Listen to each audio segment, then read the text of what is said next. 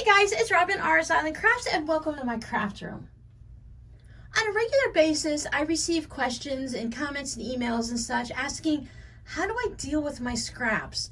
Why do my scraps always multiply when even though I use a lot of them, Robin, to make string blocks, why do they always look like I have more afterwards than when I started? I was very blessed to receive a box of scraps. And I'm going to go ahead and start going through it. I call it processing the scraps because it feels like that's what I'm doing. Going through and deciding what scraps that I will use. Sometimes I do have to make a decision and not use a certain scrap. As I was going through here, okay, there's this type of material. It is not cotton. It's feels like some type of a polyester. It really doesn't have much of a stretch to it. Now, normally if I was just making quilts, I would say, okay, well, I'm probably not going to use this. I would toss it. And it's okay to toss scraps, even if someone so generously sent them to you. But because I make fabric postcards, I'm going to keep this. It's kind of washed out so you can't tell, but this is a really cool evergreen colored looking thing. And I could use this in my fabric postcards. I could use it to make some mountains or some trees. I could put it as the roof of a house. It's kind of got a shine to it, and it's got these little lines and stuff to it. So I would go ahead and put this in my section of my fabric storage of the non-quilting cotton use. And I go through there a lot, and I do pick things out because you can put some fusible on the back of this. You can cut it up. You can use it any way you want. And you technically can use this in a quilt. A lot of people make, you remember back to, they say the olden days, and they made crazy quilts and they used any type of material in it. You can use this. You just have to know that it's going to act differently than your quilting cotton, and you have to be ready for that. And sometimes you have to take certain considerations. Like people make quilts out of silk. They're mostly like for display and not to use, but you do have to take special care of them. And a lot of times if you put some type of an interfacing on the back, they don't fray as much and it makes it easier to use them. So I would put this into my non-quilting cotton supply. Normally I would iron something, but this being what it is, I will just go ahead and leave it until I'm ready to use it, put a pressing cloth on it and iron it. But one of the things I've realized, and if you think about it, when you start your scraps, right, your container is nice and flat like this. This looked like a full laundry basket of scraps, but it really isn't because it was all fluffed up. And when I start looking through and I start saying, okay, what kind of fabric do I want to use? Let me look over here.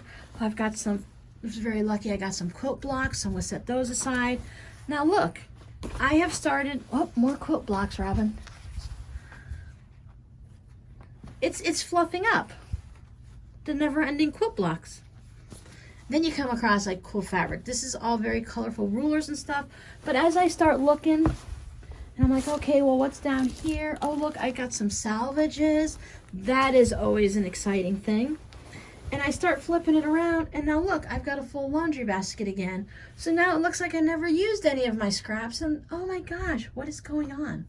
By the way, I have this fabric. I love seeing the same fabric. I have this fabric also. But then it's just as fun to find fabric that I don't have. I don't have these stars with the little sparkly silver on it. But you see how it's all fluffed back up and it looks like I haven't used it at all? That's what happens. And that can be very discouraging. So if you're just living out of a laundry basket with your scraps and it looks like you've never touched any and you're feeling a little discouraged, just squish it all down and then you'll feel much better, right? All right, so let's get to sorting some of these. If you've been with me for a while, you know that I am a plastic shoebox gal. I have various ones and I just put old simple, this is a index card that I just cut on there. Sometimes I just put a piece of paper. I never want to write on it permanently because in the beginning, how I sort my scraps was very fluid. I would try some things, and I tried like the Bonnie Hunter system and stuff, and I tried sorting by color, but a lot of times my scraps are like this. Okay, they're not colored, they're just random scraps that could fit into anything. Now, of course, some of these will fit into a color, and I would like to start sorting certain ones like this by color, so that will be something I'm working on. But then you have to kind of have a rainbow or miscellaneous section too. So when you're dealing with novelty fabrics, you can have a variety of things. But I have mine at, I have 1.5, 2, 2.5, 3.5, and 5-inch strips. And I also have a random bucket of what I just call strips or thin strips. Some of them might only be 3/4 of an inch, because I found there's a few projects that I do that I need the thinner strips, and I found myself taking my 1.5 inch strips and cutting them in half. And that's great, but that's processing time while I'm trying to make the project. If I have things done ahead of time, I can just go in here. And I was doing squares and stuff at one point, but then I thought, well, you know, if I need a 2.5 inch square, I can just go into this bucket, pull out the strips and cut them, and I'm good. Yes, that's taking extra time, but I'm only having that one container then. And when this one gets full, as you can see, it's getting quite full, I do have a little separate one for Christmas here. I've been trying to go through and pull them out and just put them in a little Ziploc bag inside here. I may decide to go with a holiday one so that I would have Christmas and I would have Halloween, and then I would just have holidays. So then I can have like Thanksgiving and Easter and Valentine's Day and such, because I tend to have more Christmas and Halloween scraps than any of the other. But when this bucket gets full, as it's getting there, I might decide to go ahead and do a string project, or I might pull it out and make some zipper pouches or tote bags. I can do anything I want. But the thing is I found that this works for me, because the type of projects that I make involve a lot of string quilts, string pieces of fabric, versus squares or circles or rectangles or fat quarters or however it is.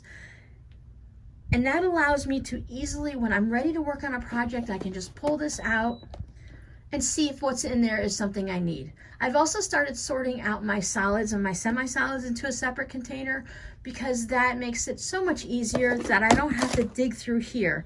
I still have to go through these, but I'll probably just pull out my solids and semi-solids as I work on my next project. So the whole point of that long conversation was, you have to figure out what type of a quilter you are. How do you create? Are you more of an applique? Well, maybe you need to have storage areas. Like I have one spot where I have anything that has fusible on it. If I've already used it as an applique, and maybe I've cut a circle out of a 2-inch square and I have that whole outer piece, well, I'm going to go ahead and save that, because it's still really good fabric. I can use it on my little note cards, my fabric postcards. I can use it for an art quilt, or sometimes I just need, like, if I'm making some type of maybe I'm making a chicken quilt and I just need a little circle for an eye or a little piece for a feather. Well, this already has a fusible on it, so I don't have to take that step. I can just cut out the shape that I need from that little piece and I'll be good. I won't have to like pull out 3 yards of red fabric just to cut this little itty bitty 1x1 piece of fabric out of it. So depending on how you create, you need to find a storage system that works for you. So now in this area was some thimbleberry or thimbleberry-like fabrics, and I like to go ahead and separate those out because it's not something I am drawn to all the time. You guys know I like the really bright stuff, so I'm going to go ahead and keep this separate, but a lot of times I am looking for some type of a brown and I need to pull out a little bit of something, so it's nice to have this separate. And I can have a larger plastic bin or another laundry basket, and I can just stack all of these bags in it. So when I need something like this, I can just pull that bag out and I'm good to go. Now the person that gave these to me, they just cut their strips. They're not a salvage person, so the salvages are left on it. So when I'm having a rainy day, there's a lot of thunder and lightning going on, so I can't turn my sewing machine on, I might pull this bag out and just cut off my salvages. Or if I'm doing a salvage project and I know that I need a lot of little ones, instead of cutting my larger salvages down, I can go ahead and just pull these out and use those. So I like to keep that separate. I also have a container where I just keep all of these.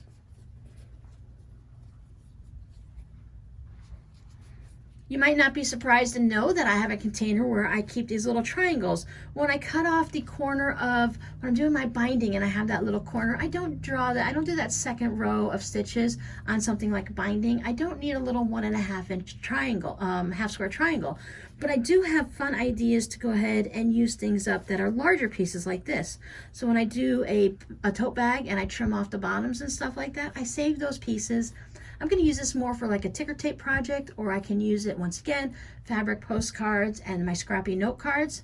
So I have a lot of options for me to use up these little bits. Now, if you're not the type of person that wants to sew scraps onto a sheet of paper, then when we do the calculator strip of paper, if you don't want to sew onto a roll, just as a reminder, it's when we sew our scraps onto this paper and then we remove the paper and we have a long strip of basically handmade fabric at that point. We've created our own fabric jelly roll if it's a 2.5-inch roll, and then you can go ahead and use that in place of projects. This one looks like it was a strip set, so I can go ahead and cut this up and make like a little 9 patch. This all set, I can just use this in some type of a bag or project like that.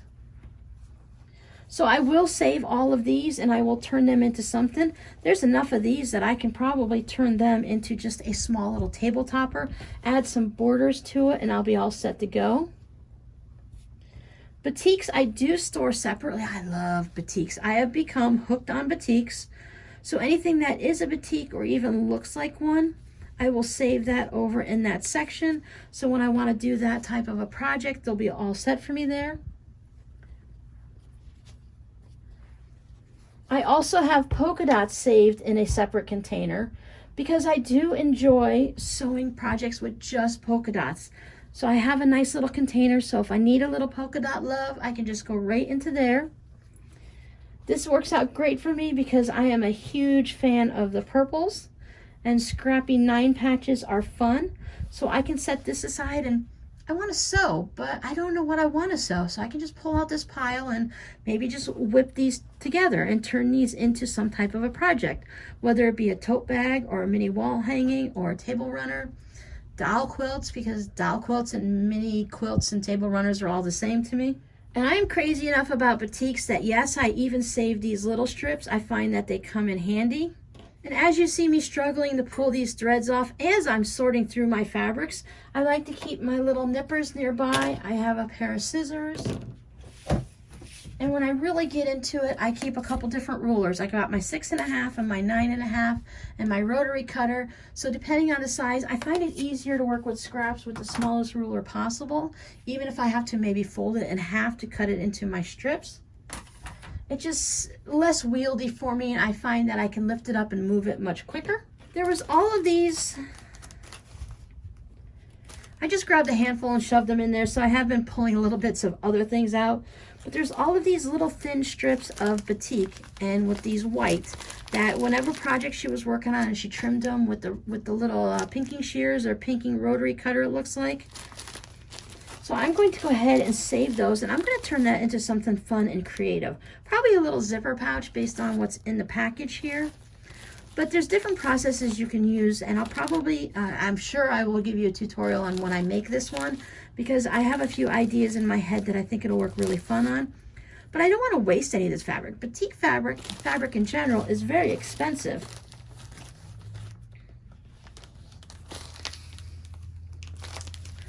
So I do like to go ahead and keep that. And as I'm going through here, this one I can close up nice and tight because I think I got all of these, and I can just open it back up. It's just a Ziploc baggie, right?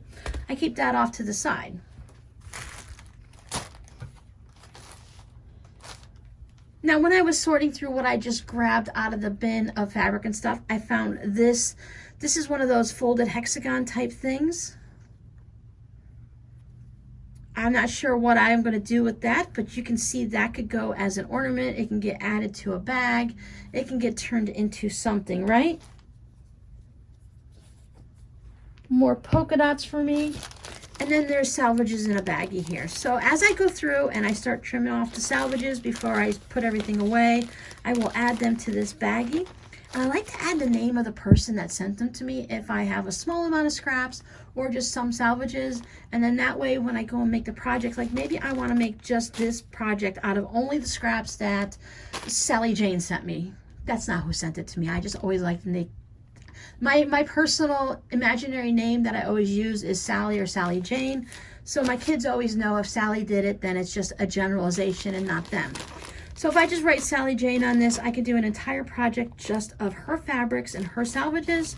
And it's kind of a nice, I'm using what was sent to me, and that's always sweet instead of just letting it sit on a shelf.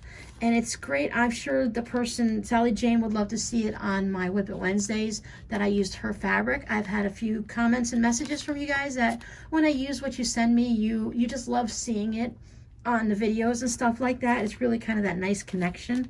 So it's really great. So I will remember her by this project, whether I put it in my shop or I give it as a gift or using it personally. Then it's just nice, right? And then there's this bag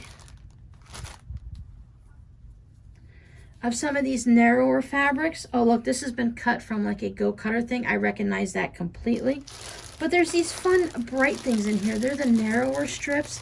So I can't remember if this bag was in there or I put it in like this. But I'm going to keep that separate. And anything that I find that's similar to this, go through and make sure there are no batiks in it.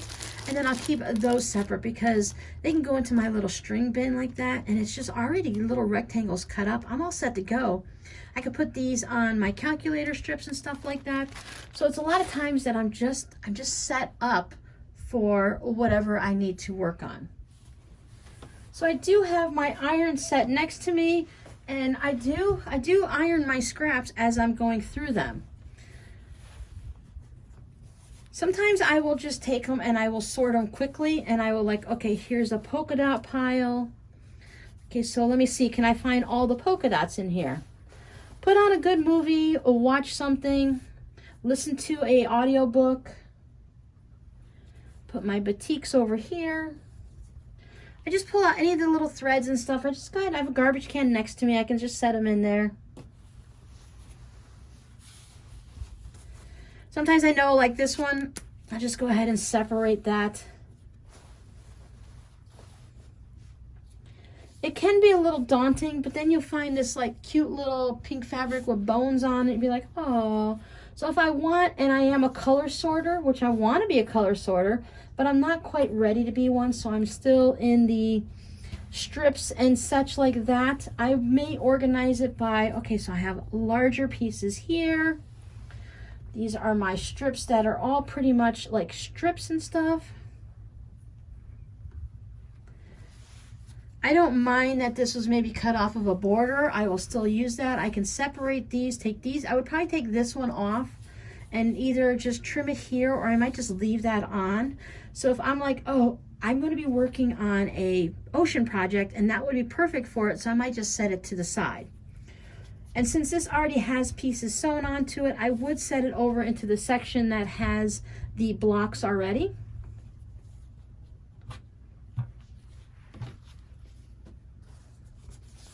This has a good bit of salvage, so I need, oh, it's even got the dots on it, so I need to put that off to the side. This is kind of an odd piece that needs to be trimmed, so I will make a pile with that. You see, this one is definitely needs to be trimmed up. I will cut it in the areas here where it's narrow, and then after giving it a good press, I will decide if I'm going to cut strips out of it and what size. When I do my strips, I try to get the widest one. So this guy measures, it measures 2.5 to 3 inches. So I can't put it in my 3.5 inch strip pile. After I get it pressed, I will go ahead and trim all these sections off to make it easier to cut. And then I will cut it at 2.5 inches. And then if there's still more left, I'll see, can I get 2 inches out of it or 1.5 inch strip? And then if I have just a little bit left, I will put it into that strip pile that I have. So this goes over into the cutting one. These little bits are going to need to be handled and they're going to need to be cut, but I just don't want to deal with them right now. And it's okay to just shove all these in a Ziploc bag, a gallon bag or something, and I'll deal with them later. This is a narrow strip. Since I know it's going to go into the narrow strip bin, I can go ahead and just take the salvages off right now. Sometimes I err on a little extra and then I can just trim it off later when I'm working on the project. I have my working table. I have a table next to me, and then I have a desk with my iron on it behind me. And way behind me, I have more bins stacked up. So what I like to do is I just like to open up all my bins and either just lay them on the floor if the cats aren't around, or I stack them on different desks and tables and surfaces in the area. And I make sure the labels are facing out. so that in a way to keep me moving and to get my exercise, I'll take this long strip and I'll walk over to the skinny strip bin and set it in. You can just make piles with it for sure and deal with it later. But there's so much usable fabric that was just cut off of this from whatever. Like you can get squares and strips out of this, so this is great, and I will put that in my needs to be cut up pile. And I'll just keep going ahead and sorting. Small bits like this, I'll make their own little pile. So I can figure that out after. I got squares, they look like they're perfect. They look like they're 2.5 inches, but I'm not just gonna guess. I'm gonna set it in a pile, and when I get everything else sorted, then I will determine, is it a proper square or not? And then trim it down if needed. Triangles go in my triangle pile. And then I just keep sorting it like this. Like this one is really just kind of funky, but that can be trimmed up. So I will put that in a narrow to be trimmed. I've got my wider ones and I've got my narrower ones, and I got the narrow ones that I'm not going to do anything with.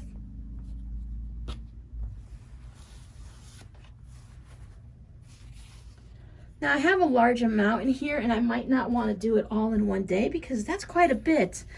I will feel accomplished and I'll get a lot done. I'm cutting off a selvage, but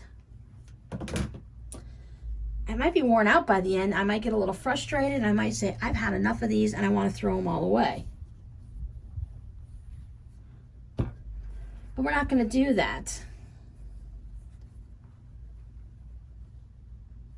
Like this one looks like it's already 1.5 inches, but think about how many fun fabric postcards you can use this for, or if you're making cards and stuff like that. I do have the selvage on it. No, I didn't cut it off, and I probably should. But when I go back through and give everything a good press, I'm going to cut this off wide so that I have those extra stars on it, just in case I feel in the mood and I need those stars. This strip means nothing to me. Well, means something to me, of course, but I have no plans for it right now. So I'd rather take off that little extra now, and then later on, I have this fabric too, I think. And then I'm not, when I go to use it later on a project, I won't be going, oh, I wish I had it just a little bit wider, you know? So I think for me right now, as I'm going through, I'm just gonna leave the selvages on unless it's a piece that's ready to go into a specific section that's not gonna get trimmed up or anything.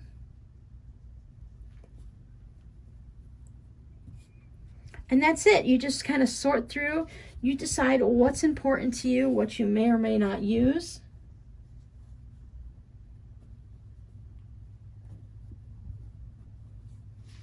And if I don't get to all of this today and finish it up and I'm just all stacked up, I will put them in my, you guys hear me say it a lot, my little Ziploc baggies. I always keep some in the craft room that I reuse over and over again. This looks narrow, but it's actually oh, it's binding. So if this measures 2.5 inches, which it does, I would just go ahead and put this right into my binding container, and I would use this on a scrappy project. And sometimes, I'll be honest with you, if I need something and it's 2.5 inches and it's in my binding, I'll just pull it out and use it. It's already got the mitered corners and everything like that on it, so it's good to go. But yeah, so if you decide like, oh, I've had enough, I can't deal with this, you can just slide all of it over in that laundry basket that I'm using and stack everything neatly over there. Put them in any type of containers you might have, or just the Ziploc baggies. So even this piece isn't very long, I'm still going to put it over there because it's a good rectangle. And if I have larger pieces, when I find something that's going to be more like, maybe I can get a 4.5 inch square out of this, but I'm going to put this over into my need to be trimmed up aisle. But if I find a piece that's getting closer to like almost a fat quarter size, I will put that separately also. Yes, it's not fun. It's work, you know, it's processing, it takes a while. But you're going to have so much fabric to use in the end that for me, it's worth it.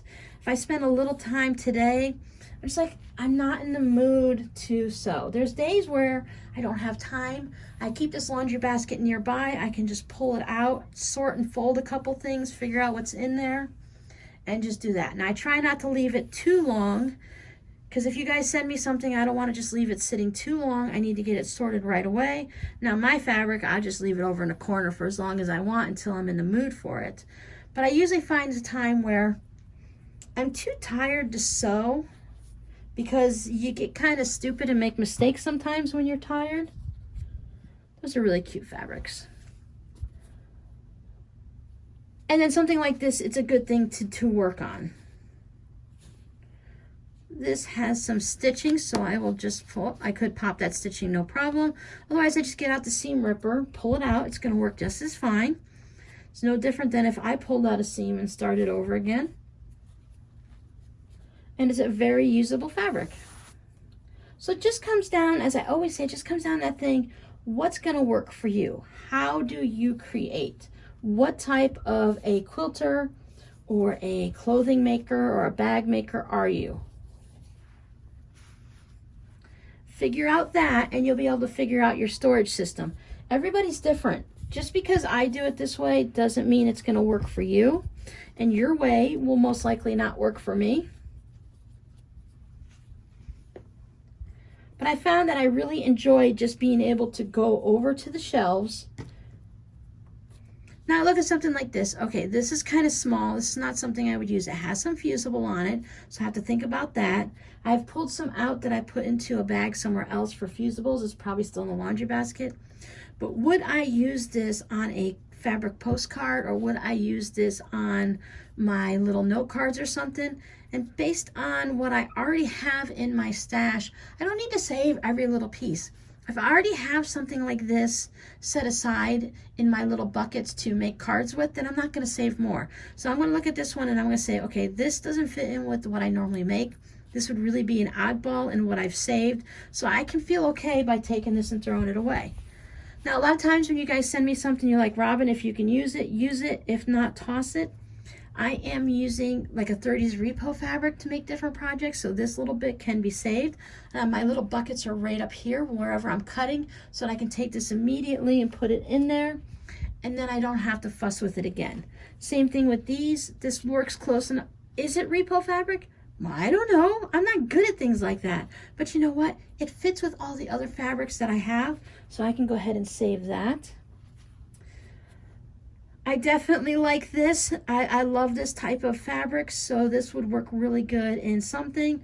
I do have a bin of solids and what reads like solids, once again, for my cards and such, so I will put that in that bucket. That bucket's getting a little full, so I need to be careful of what I choose to save and not save. My triangles. This has got a big leaf on it. I love that, so I will be saving that, just like this one here. I think this would be interesting in a project, so that will be saved. These are sewn together. They go in a sewn together pile.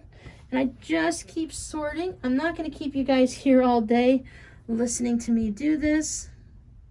30s repo. This has got character. If you dump out, okay, this is like that thimbleberry type colors and stuff, so I will keep that. Put that in that little baggie. This is a strip, even though it's probably that 30s type fabric, but it's a strip, so it can go here. But I just wanted to show you guys my basic process and how I go through it. This would be fun on a card, so I will save that. I don't dump out the entire bucket. Do you know how overwhelming that is, and how I can't function then? And I'm used to playing with scraps, and it's just very overwhelming to me. So I can just do little bits at a time. I don't have to use this for cards. I can get a good chunk out of that. For that nice, see how it's got the different colors and stuff? So even though it's nice and thin, I will put this in my thin strings because that will add a good bit of fun to a project. These are not exact triangles. They're cut off from doing When you use the Go Cutter or a Sizzix, I'm pretty sure this might be from a Go though, because I recognize the different shapes, that I will save that. That's from, like, I want to say it's something to do with, well, it could be just about anything, but something, maybe a half square triangles or something like that. But I'm going to save this in my triangles, even though it's not perfect, because those projects aren't going to be perfect either. Triangles. So yeah, I can't process a whole bunch all at once. It would just drive me crazy and it'd be overwhelming and I would never get it done. So now I've got these all sorted. I've got that pile gone. Before I go back to that laundry basket and I pull in more, I would go through and I would, depending on my day, to be honest, I definitely would take my ones that are already sewn together and put those away. I put my triangles away, my polka dots that are in 2 piles for whatever reason. Oh, because I have to iron those and stuff. So I would go through and I would pull out the batiks and stuff like that that I can put away right away. So now that's cleaned off a lot of my piles. And what I have left, I would go ahead and press and get taken care of. But if I'm just doing a half hour before I have to go somewhere, I would just keep going ahead and processing, and then either before I leave or when I get home, I would either take care of it and iron it and sort it and cut it and do all that, or I would put it back neatly into the laundry basket, slide everything out of the way so I have neat little piles. And then when I come back another day, 3 days from now, 2 months from now, a year from now, I can finish sorting them. I'm not overwhelmed, I've taken a bite out of it, and I've made progress.